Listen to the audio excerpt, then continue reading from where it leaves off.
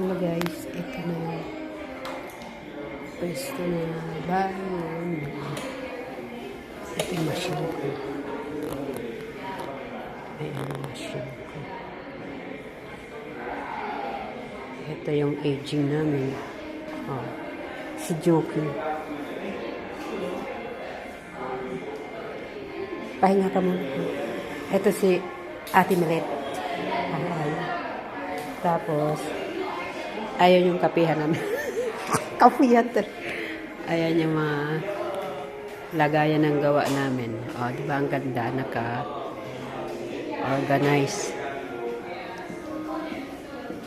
Ito si Ate Rose. Hi, Ate Rose.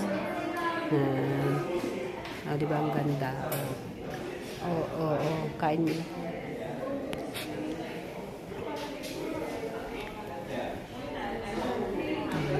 Labas. Maraming guest. Dalaman. Ayun yung fitting room namin, napakalaki.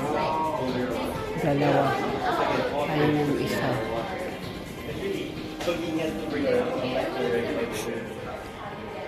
Ayan.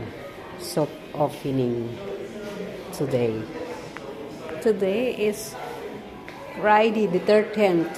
Swerte ngayon, Milit. Friday the 13th. Swerte tayo kasi start ng work natin. Yes. Swerte natin kasi. Gutom ka naman?